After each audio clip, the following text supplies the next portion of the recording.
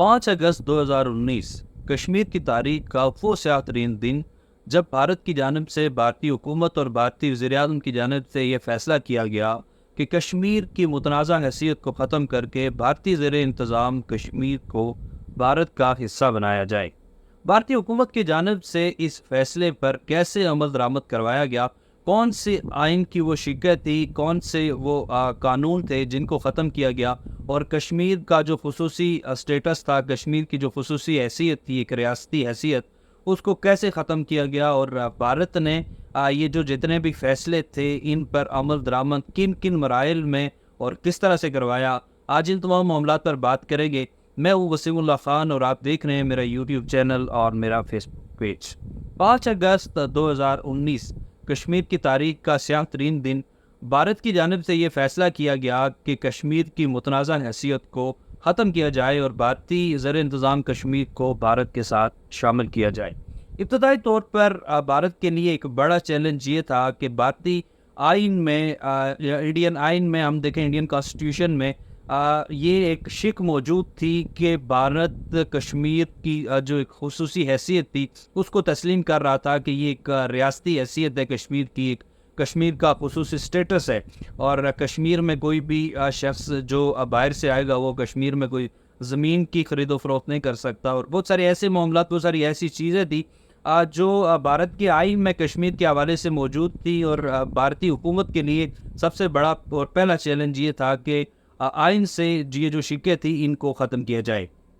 Article 370 کا ابتدائی طور پر خاتمہ کیا گیا، اور اسی کی ایک شک تھی 35A اس کا۔ بھارت کی جانب سے یہ کہا گیا کہ 1949 میں یہ نافذ کیا گیا آرٹیکل 370 اس وقت جنگ کے تناظر میں کیا گیا تھا، جنگی حالات کی وجہ سے کیا گیا تھا، اور جو بھارتی زیر انتظام کشمیر ہے وہ بھارت کا حصہ ہے، اور یہ جو آرٹیکل 370 ہے اس کا اب خاتمہ ہونا چاہیے، اور اس کا ہم خاتمہ کر رہے ہیں۔ آرٹیکل 370 بنیادی طور پر کشمیر کو وہ خصوصی حیثیت دیتا ہے جو 1949 میں جو قانون بھارت کے آئین میں شامل کیا گیا تھا، اور عالمی اداروں کی جانب سے کشمیر کو ایک خصوصی حیثیت دی گئی تھی کہ کشمیر ایک الگ ریاست ہے، اور اس جو کشمیر ہے اس کا فیصلہ یہاں کے لوگوں کی جو رائے ہے ان سے کیا جائے گا کہ یہاں کے لوگ پاکستان کے ساتھ رہنا چاہتے ہیں، بھارت کے ساتھ رہنا چاہتے ہیں، یا آزاد رہنا چاہتے ہیں۔ لیکن بھارت نے عالمی قوانین کی خلاف ورزی کرتے ہوئے آرٹیکل 370 کا خاتمہ کیا، اور اس کو بنیاد بنایا کہ یہ جنگی حالات کی وجہ سے 1949 میں نافذ کیا گیا تھا۔ اسی آرٹیکل کی ایک دوسری شق 35A جو 1954 میں اس میں شامل کی گئی تھی بھارتی آئین میں، اس کو بھی ختم کر دیا گیا۔ یہ 35A وہ شق تھی کہ جو کشمیر کے جو رہنے والے لوگ تھے، جو مقامی لوگ تھے، ان کو خصوصی حیثیت دیتی تھی، اور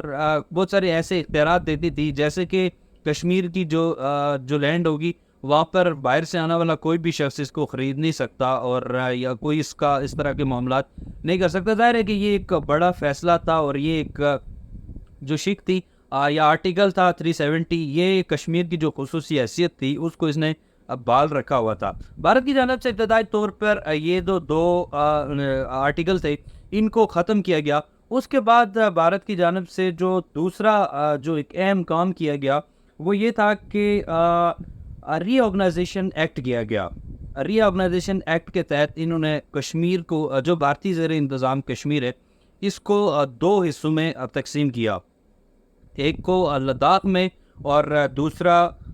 جو انہوں نے کیا وہ جموں اور کشمیر کو۔ یہ جو دو حصوں میں انہوں نے اس کو پارٹیشن کر دی اس کی، اور دو حصوں میں تقسیم کر دیا۔ اب اس کے بعد بھارت کے لیے ظاہر ہے کہ ایک بڑا چیلنج تھا بھارتی حکومت کے لیے کہ اتنا بڑا اقدام جو عالمی قوانین کی بھی خلاف ورزی ہے کشمیر کے حوالے سے، اور جو کشمیر سے بھی اس جو کشمیر کا مسئلہ ہے اس کو لے کر پچھلے 70 سالوں سے مسلسل مزاحمت کا سامنا ہے بھارت کو۔ مقبوضہ کشمیر میں، جموں میں ہم نے دیکھا کہ مختلف جتنے بھی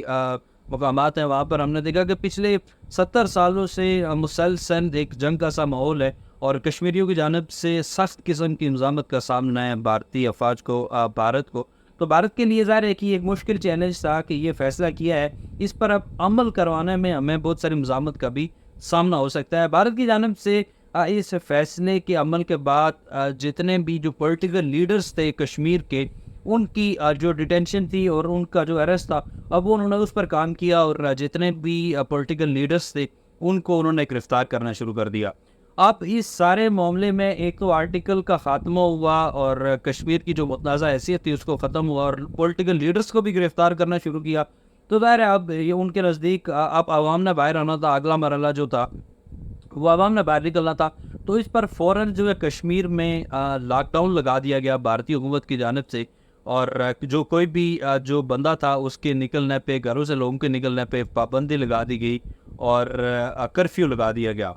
اب ایک اس کے بعد ظاہر اگلے فیز میں، اگلے مرحلے میں بھارتی حکومت کو یہ بھی چیلنج تھا، اس بات کا بھی سامنا تھا کہ شاید کہ آپ لوگ اپنی آواز جو ہے وہ میڈیا کے ذریعے، سوشل میڈیا کے ذریعے اور مختلف جو پلیٹ فارمز ہیں ان کے ذریعے اپنی آواز دنیا تک پہنچائیں گے. اور یہاں پر یہ جو فیصلہ کیا گیا کشمیر کے حوالے سے، تو اس پر ظاہر کشمیری سراپا احتجاج ہوں گے. تو اگلے مرحلے میں بھارت کی جانب سے مقبوضہ کشمیر میں جتنے بھی اس کے جتنے بھی شہر اور جتنے بھی علاقے تھے وہاں پر موبائل سروس بند کر دی گئی اور انٹرنیٹ بند کر دیا گیا. اب جتنا بھی جو انٹرنیٹ کے ذریعے اور موبائل کے ذریعے جتنے بھی رابطے تھے وہ سارے ٹوٹ گئے، اور کشمیر کے اندر کیا ہو رہا ہے یہ صرف بھارتی میڈیا دکھا سکتا تھا. اس کے علاوہ کسی کو کوئی خبر نہیں تھی کہ مقبوضہ کشمیر میں کیا ہو رہا ہے. وہاں جو لوگ باہر نکل رہے ہیں ان کو بھی گرفتار کیا جا رہا ہے، ان پر تشدد کیا جا رہا ہے. یہ سارے معاملات بھارت نے اپنے کنٹرول میں لے لیے تھے. اس سے اگلے مرحلے میں بھارت کو ظاہر ہے کہ اس چیز کا بھی سامنا تھا کہ انٹرنیشنل میڈیا اور جو دیگر ادارے ہیں وہ اب کشمیر کا رخ کریں گے. بھارت نے کرفیو لگا کر جتنے بھی جو داخلی راستے تھے اور خارجی راستے تھے کشمیر کے وہ بند کر لیے. اس سے ایک تو جو جس طرح کی جو جہادی تنظیمیں یا جو مجاہدین جو اس وقت مقبوضہ کشمیر میں کشمیر کی جنگ لڑ رہے ہیں ان کے داخلے کے جو امکانات تھے ان کو بھی مکمل طور پر ختم کر دیا گیا. اس طرح جو بندوق اٹھا کر ہم جسے کہتے ہیں کہ شاید کی مزاحمت ہوتی کشمیر کی جانب سے، وہ اس کو بھی مکمل طور پر اس کے بھی جو امکانات تھے ان کو ختم کر دیا گیا. اور جو باہر سے آنے والے جو لوگ تھے ان کو بھی ابتدائی طور پر کچھ دنوں کے لیے جو کچھ عرصے کے لیے ان کا بھی داخلہ بند کر دیا. جس کے بعد بھارت نے مکمل طور پر جو کشمیر کے لوگ تھے ان کو محصور کر دیا اور ان کا بالکل زمینی رابطہ، ان کا انٹرنیٹ کے ذریعے رابطہ، تمام تر چیزیں ختم کر کے، کرفیو لگا کے، لاک ڈاؤن لگا کے وہاں کے لوگوں کو بالکل گھروں کی حد تک انہوں نے محصور کر دیا. اور جو اپنا جو آرٹیکل 370 اور 35A کے خاتمے کا جو فیصلہ تھا اس کو انہوں نے برقرار رکھا، اور اس پر انہوں نے آگے اس چیز کو آن کرنے کا، اس چیز کو مستقل طور پر انہوں نے جو فیصلے کیے تھے ان کو آباد رکھنے کا انہوں نے یہ اعلان کیا. اس سے اگلے مرحلے میں جب چیزیں گریجولی بہتر ہونا شروع ہوئی، وقت کافی زیادہ گزر گیا اور جو عالمی ادارے تھے ان کی جانب سے بھی اس پر محض ایک مذمتی بیانات جاری کیے گئے، اور دیگر جو قوتیں تھیں، جو سپر پاورز تھیں، ان کی جانب سے بھی محض جو انسانی حقوق کی بات کر کے یہ جو معاملہ تھا اس کو زیادہ انہوں نے کوئی ترجیح نہیں دی. تو اس کے بعد بھارت نے جو اگلا مرحلہ تھا اس میں 30 ستمبر کو بھارت میں جو بھارتی انتظام کشمیر جو ہے وہاں پر انہوں نے لوکل الیکشنز کا انعقاد کروا دیا. وہاں پر جو لوکل الیکشنز تھے وہ کروائے. اس کے بعد انہوں نے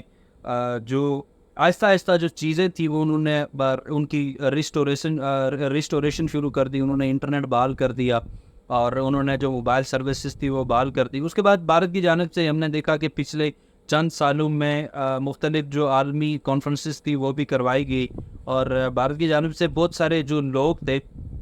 جو مختلف مذاہب تھے، ان مختلف مذاہب کی جو بھارت کا ایک جو پہلے سے ایک منصوبہ تھا کہ دوسرے لوگوں کو لا کر مقبوضہ کشمیر میں آباد کرنا ہے، کشمیر میں ان کو زمینیں دینی ہے، اور وہ ساری چیزیں ان پر پھر عمل درآمد شروع ہو گیا. اور آج ہم نے بظاہر ایک نظر آ رہا ہے کہ کشمیر میں حالات پرامن ہیں. ایسا بالکل بھی نہیں ہے. آج بھی حالات ویسے ہی ہیں جیسے آج سے ہم نے دیکھا کہ کئی سال پہلے تھے، چند دہائیوں پہلے تھے. فرق صرف اتنا ہے کہ بھارت کی جانب سے اب معاملات کو جو مقبوضہ کشمیر کے حالات ہیں ان پر اتنا کنٹرول انہوں نے حاصل کر لیا ہے کہ اب وہاں پر جو کوئی بھی ریٹیلیشن ہوتی ہے، کوئی بھی مزاحمت ہوتی ہے، اس کو سامنے آنے ہی نہیں دیا جاتا، اور اس کو اتنا مضبوط ہونے ہی نہیں دیا جاتا کہ اس کی آواز جو ہے وہ اتنی توانا ہو اور اتنی مضبوط ہو کہ عالمی دنیا تک پہنچ سکے یا کہیں بھی جا سکے. بہرحال جو کشمیر ہے اس کا عالمی کا قراردادوں کے تحت فیصلہ تبھی ہونا ہے کہ جب یہاں کے لوگ چاہے وہ پاکستانی زیر انتظام کشمیر کے لوگ ہوں یا بھارتی زیر انتظام کشمیر کے لوگ ہوں، یہ فیصلہ کریں گے، ان کو یہ حق حاصل ہے، سیلف ڈٹرمینیشن جس کو کہتے ہیں، حق خود ارادیت، یہ ان کو حق حاصل ہے کہ یہ اپنا فیصلہ خود کریں گے کہ یہ بھارت کے ساتھ رہنا چاہتے ہیں، پاکستان کے ساتھ رہنا چاہتے ہیں، یا اپنی جو خود مختار ایک ریاست قائم کرنا چاہتے ہیں۔ عالمی قراردادوں کے مطابق تو کشمیر کی حیثیت آج بھی موجود ہے، لیکن بھارت کی جانب سے یہ جو فیصلہ کیا گیا ہے، شاید کہ اس پر عمل درآمد انہوں نے وقتی طور پر کروایا ہے، لیکن مستقل طور پر اس فیصلے کو بحال رکھنا بھارت کے لیے بھی مشکل ہے اور عالمی قراردادوں کی بھی کھلی خلاف ورزی ہے۔ کشمیر ایک ریاست تھی جو بھارت کے قیام سے بھی کئی 100 سال پہلے سے موجود ہے، اور جو پاکستان کے قیام سے بھی کئی 100 سال پہلے موجود ہے، اور کشمیر کی جو جداگانہ حیثیت ہے یہ یوں ہی برقرار رہے گی۔ اس کے لیے مزاحمت پچھلے کچھ سالوں سے ظاہر ہے ہم نے دیکھا کہ کم ہوتی جا رہی ہے۔ دیکھیں ہم اس سے کہ تھوڑا چند دہائیاں پہلے جو تھی یہ مزاحمت بہت زیادہ تھی، لیکن جو کشمیر کی خصوصی حیثیت ہے یہ ختم نہیں ہو سکتی۔ کشمیر کی جو خصوصی حیثیت ہے یہ یوں ہی رہے گی، اور وہ وقت دور نہیں کہ جب کشمیری اپنا فیصلہ خود کریں گے کہ وہ کیا کرنا چاہتے ہیں، وہ کس کے ساتھ رہنا چاہتے ہیں، ان کی جو ریاست ہے وہ کس طرح کی ہو۔